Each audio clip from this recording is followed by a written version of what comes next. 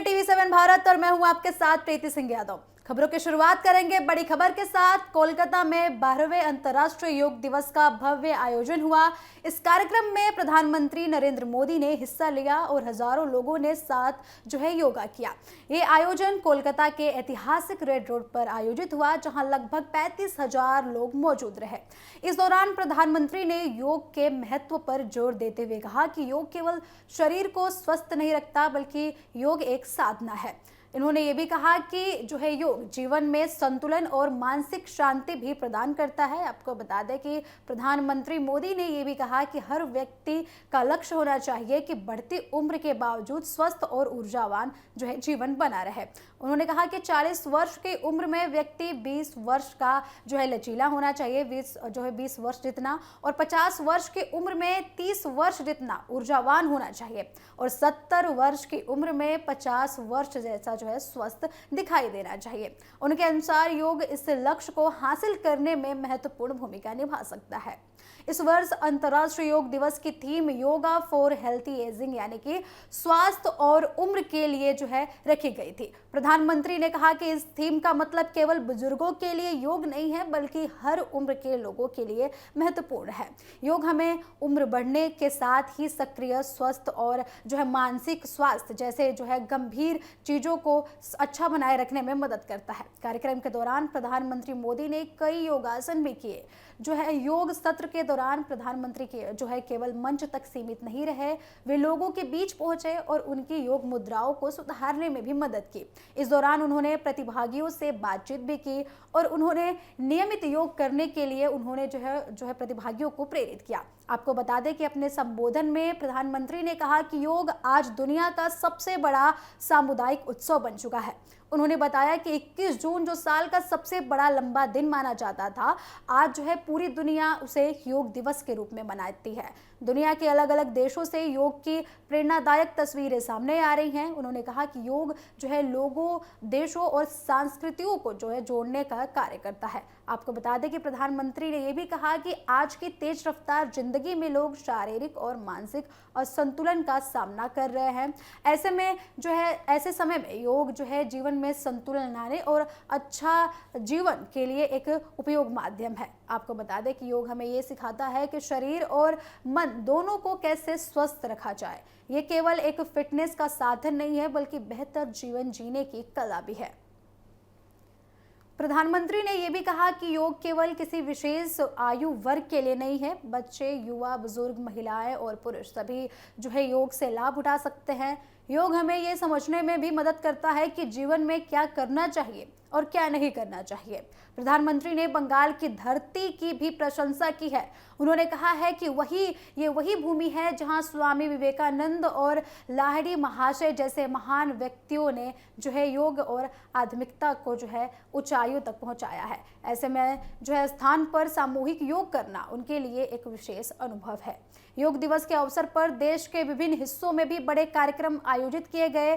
गृह मंत्री अमित शाह ने अहमदाबाद में योग किया। उत्तर प्रदेश के मुख्यमंत्री योगी आदित्यनाथ ने झांसी में सामूहिक योग कार्यक्रम में भाग लिया। केंद्रीय स्वास्थ्य मंत्री जेपी नड्डा ने दिल्ली में योग करते हुए कहा कि योग मानसिक जागरूकता बढ़ाता है और लंबे समय तक काम करने के लिए ऊर्जा भी देता है। वहीं ओलंपिक पदक विजेता नीरज चोपड़ा और अभिनेत्री शिल्पा शेट्टी ने भी गुड़गांव में योग किया है। कुल मिलाकर अंतर्राष्ट्रीय योग दिवस 2026 का आयोजन देश और दुनिया में उत्साह के साथ मनाया गया। प्रधानमंत्री मोदी ने लोगों से अपील की है कि योग को केवल एक दिन के लिए सीमित ना रखें, बल्कि इसे अपनी रोजमर्रा की जिंदगी का हिस्सा बनाएं। उनके अनुसार स्वस्थ, खुशहाल और संतुलित जीवन के लिए योग एक महत्वपूर्ण और आवश्यक योग बना है। वहीं आपको बता दें कि बिहार में हुए कथित पुलिस एनकाउंटर मामले में नया और विवादित मोड़ आया है। इस मामले में निलंबित थाना अध्यक्ष राजेश मलाकार ने एक बयान दिया है, जिसके बाद उनका बयान विवादों के घेरे में आ गया है। मीडिया से बातचीत के दौरान उन्होंने मृतक भरत तिवारी की मौत को उसकी किस्मत से जोड़ते हुए कहा कि उसकी किस्मत में मरना था, इसलिए वे मारा गया। उनके इस बयान के बाद जो है खूब आलोचनाएं सामने आ रही हैं। आपको बता दें कि मीडिया के सवालों पर जवाब देते हुए राजेश मालाकार ने कहा कि पुलिस टीम भरत तिवारी को गिरफ्तार करने गई थी, लेकिन उसने सरेंडर करने के बजाय पुलिसकर्मियों पर गोली चलाना शुरू कर दिया। उनके अनुसार पुलिस ने आत्मरक्षा में जवाबदेही में कार्रवाई की है, जिसके दौरान भरत तिवारी की मौत हो गई। उन्होंने ये भी दावा किया है कि उसे बचाने की पूरी कोशिश भी की गई थी, लेकिन जो है उसे बचाया नहीं जा सका। हालांकि जब उनसे ये भी पूछा गया कि केवल पैर में गोली लगने से किसी व्यक्ति की मौत कैसे हो सकती है, तो उन्होंने इस पर जवाब दिया कि भरत तिवारी की मौत उसकी किस्मत में लिखी थी। इसके बाद जो है कई सवाल उनके बयान को लेकर सामने आ रहे हैं। मामले के सामने आने के बाद कथित एक वीडियो भी सामने आया है, जिसे लेकर पुलिस के दावों पर गंभीर सवाल खड़े हो गए हैं। वीडियो में कथित तौर पर देखा जा सकता है कि भरत तिवारी ने अपनी पिस्तौल नीचे फेंक दी थी और आरोप है कि हथियार छोड़ने और सरेंडर जैसी स्थिति बनने के बावजूद भी पुलिस ने उन पर गोली चलाई है। इसी वजह से कई सवाल उठ रहे हैं कि क्या भरत तिवारी ने वास्तव में आत्मसमर्पण कर दिया था, और क्या गोली चलाना जो है उसके लिए जरूरी था उस समय, और पुलिस ने जो उस पर गोली चलाई है, जो कार्रवाई की है, वे जरूरी था, और क्या ये कथित फर्जी एनकाउंटर मामला हो सकता है, इस पर भी सवाल बने हुए हैं। वहीं आपको बता दें कि सामने आए वीडियो फुटेज को जो है इस मामले का सबसे महत्वपूर्ण साक्ष्य माना जा रहा है।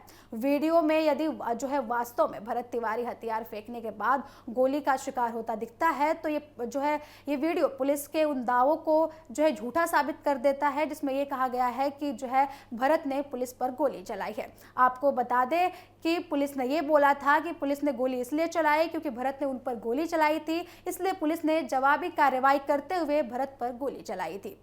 इसके अलावा स्थानीय प्रशासन द्वारा उसे मानसिक रूप से अस्थिर बताए जाने की चर्चा भी जो है सामने आई है। ऐसे में पुलिस की कार्रवाई और भी ज्यादा तेज हो गई है। घटना को लेकर बढ़ते विवाद और आरोपों के बीच राज्य सरकार ने मामले की जांच के आदेश दिए हैं। न्यायिक जांच के जरिए ये पता लगाने की कोशिश की जा रही है कि पुलिस की कार्रवाई कानून के दायरे में हुई थी या फिर नहीं, और वीडियो में दिखाई देने वाली परिस्थितियां क्या थी। फिलहाल यह मामला केवल एक पुलिस मुठभेड़ तक सीमित नहीं रह गया है, बल्कि जवाबदेही और कानून के शासन से जुड़ा सवाल बन गया है।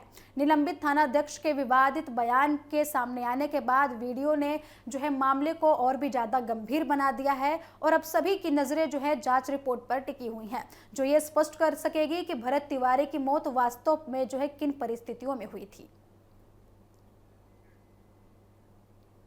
वही अगली खबर कॉकरोच जनता पार्टी से जुड़ी हुई है। कॉकरोच जनता पार्टी का शिक्षा मंत्री धर्मेंद्र प्रधान के इस्तीफे की मांग को लेकर दिल्ली के जंतर मंतर पर प्रदर्शन दूसरे दिन भी जारी है। पार्टी के संस्थापक अभिजीत दिपके ने लोगों से बड़ी संख्या में प्रदर्शन स्थल पर पहुंचने की अपील की है। उनका कहना है कि यह आंदोलन उन छात्रों के लिए न्याय की लड़ाई है जो कथित तौर पर नीट परीक्षा पेपर लीक मामले से प्रभावित हुए हैं। नीट परीक्षा पेपर लीक के आरोपों के बाद आज यानी कि 21 जून को परीक्षा दोबारा आयोजित की जा रही है। इसी मुद्दे को लेकर सीजेपी लगातार शिक्षा मंत्री धर्मेंद्र प्रधान के इस्तीफे की मांग कर रही है। अभिजीत दिपके ने दावा किया है कि 20 जून से शिक्षा मंत्री की कुर्सी जाने की उल्टी गिनती शुरू हो चुकी है। हालांकि रविवार सुबह जंतर मंतर पर प्रदर्शनकारियों की संख्या जो है कम देखी गई।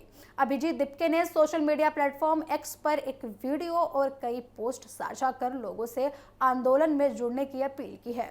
आपको बता दें कि पुलिस प्रशासन से भी आग्रह किया है उन्होंने कि लोगों को जंतर मंतर आने से न रोका जाए। दिपके का कहना है कि प्रदर्शनकारी शांतिपूर्ण तरीके से अपनी मांग रख रहे हैं और छात्रों के लिए न्याय की मांग कर रहे हैं। वहीं शनिवार दोपहर से शुरू हुआ ये प्रदर्शन देर रात तक चलता रहा। पहले इसे एक दिन का कार्यक्रम माना जा रहा था, लेकिन बाद में अभिजीत दिपके ने घोषणा की कि धर्मेंद्र प्रधान के इस्तीफे तक ये आंदोलन जारी रहेगा। इसके बाद उन्होंने समर्थकों से शाम और रात में जंतर मंतर पहुंचने की अपील की है। आपको बता दें कि प्रदर्शन में शामिल कई लोग कॉकरोच के जो है मास्क पहनकर पहुंचे, जबकि प्रदर्शनकारी थाली और हाथ में चम्मच लेकर भी नजर आए। आपको बता दें कि दीपके ने पहले ही लोगों से ऐसे सामान लाने के लिए अपील की थी। पूरे दिन और देर रात तक गो और धर्मेंद्र प्रधान के इस्तीफे की मांग की गई और नारे लगाए गए। रात के दौरान कई प्रदर्शनकारी जंतर मंतर पर ही डटे रहे और वहीं सोते हुए भी दिखाई दिए। आपको बता दें कि आंदोलन में सीजेपी समर्थकों के अलावा छात्र संगठनों ने भी जो है उपस्थिति दर्ज कराई है। प्रदर्शन स्थल पर सुरक्षा व्यवस्था भी बढ़ा दी गई है और देर रात तक बड़ी संख्या में पुलिसकर्मियों की भी तैनाती की गई है। वहीं एक पोस्ट में दीपके ने यह भी कहा है कि धर्मेंद्र प्रधान अपने आलीशान सरकारी निवास पर सो रहे हैं और 12 बच्चों ने आत्महत्या की, उनको इससे कोई फर्क नहीं पड़ा, लेकिन उनके खिलाफ आंदोलन कर रहे युवाओं के लिए बाथरूम में पानी तक नहीं है। अपने संदेश में दीपके ने स्टूडेंट्स, पेरेंट्स और टीचर्स से विशेष रूप से दिल्ली के लोगों से आंदोलन में शामिल होने की अपील की है। उनका कहना है कि यह केवल एक राजनीतिक आंदोलन नहीं है, बल्कि शिक्षा व्यवस्था और युवाओं के भविष्य से जुड़ा मुद्दा है। उन्होंने आगे ये भी कहा है कि अगर लोग अब भी आगे नहीं आए तो देश में बदलाव की उम्मीद कमजोर पड़ सकती है। सीजेपी की मुख्य मांग यह है कि नीट पेपर लीक मामले की जिम्मेदारी तय की जाए और शिक्षा मंत्री धर्मेंद्र प्रधान जो है इस्तीफा दे या उन्हें पद से हटाया जाए। फिलहाल जंतर मंतर पर आंदोलन जारी है और पार्टी ने यह साफ कर दिया है कि उनकी मांग पूरी होने तक प्रदर्शन समाप्त नहीं किया जाएगा। वही अगली खबर नीट परीक्षा को ही लेकर है। नीट यूजी परीक्षा आज देश भर में कड़े सुरक्षा इंतजामों के बीच आयोजित की जा रही है। हाल ही में पेपर लीक विवाद के बाद एनटीए ने इस परीक्षा को अधिक सुरक्षित और सुचारू तरीके से कराने के लिए कड़ी तैयारियां की हैं। इस बार परीक्षा में 22 लाख से अधिक उम्मीदवार शामिल हो रहे हैं। आपको बता दें कि एनटीए के अनुसार परीक्षा का आयोजन भारत के 551 शहरों में स्थित 5440 केंद्रों और विदेश के 14 केंद्रों पर किया जा रहा है।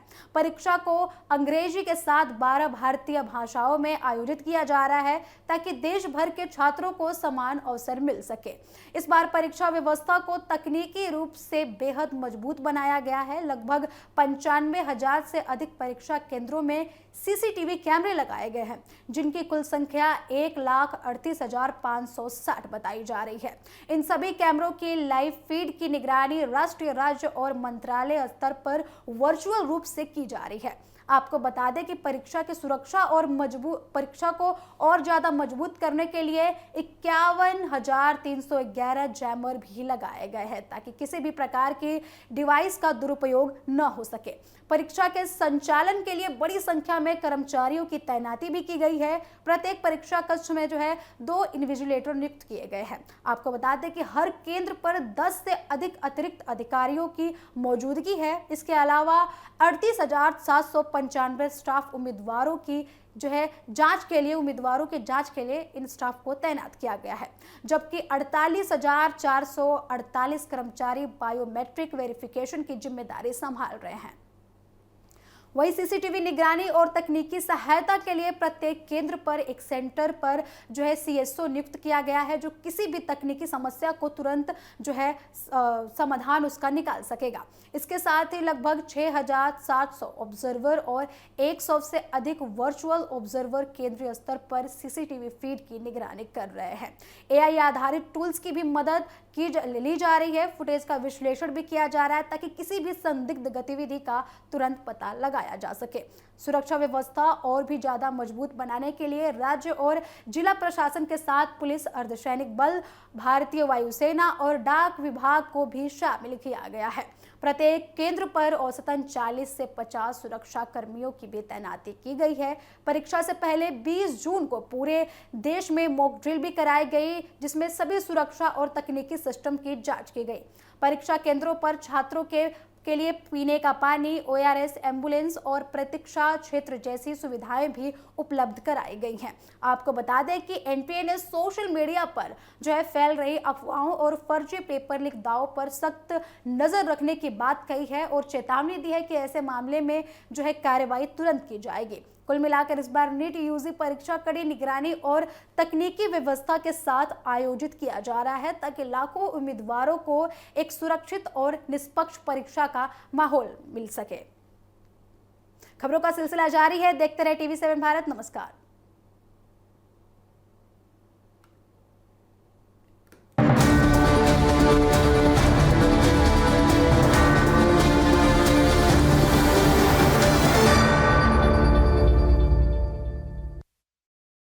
सफर की धूप तो कब की उसके